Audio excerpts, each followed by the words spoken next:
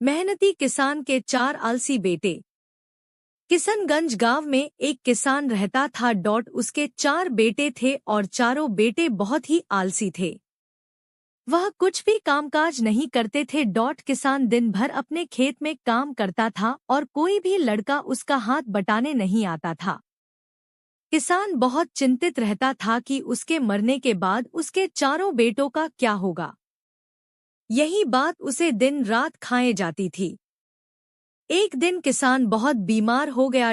उसे पता चल गया कि अब उसका अंतिम समय निकट है। उसने अपने चारों बेटों को बुलाया और कहा कि मैं जानता हूँ मेरे मरने के बाद तुम चारों कुछ नहीं करोगे, तुम्हारे खाने पीने का भी ठिकाना नहीं रहेगा। इसीलिए मैंने खेत में बहुत सारा धन छुपा कर रखा हुआ है।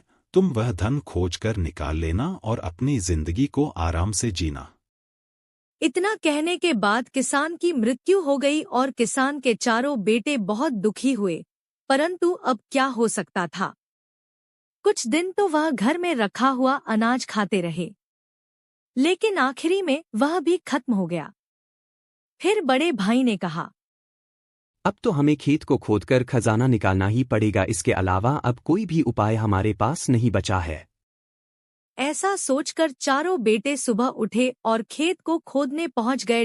खेत बहुत बड़ा था और उनमें से किसी को भी इस बात का पता नहीं था कि खजाना खेत के किस हिस्से में छुपा हुआ है। जिस कारण उन्हें पूरा खेत खोदना पड़ा। यह क्रम 4-5 दिन तक चलता रहा। चारों बेटे सुबह उठते और खजाने के लालच में खेत को खोदते रहते। आखिर में उन्होंने सारा खेत अच्छे से खोद दिया। लेकिन उन्हें खजाना कहीं भी नहीं मिला। वह बहुत दुखी हुए। फिर उन्होंने सोचा, जब हमने इतनी मेहनत कर ही ली है तो क्यों ना अब हम खेत में बीज ही डाल दे, जिससे फसल ही हो जाएगी और हम वह फसल बेचकर हम कुछ पैसे कमा लेंगे, जिससे हमें भोजन प्राप्त होगा। आगे की फिर आगे देखेंगे।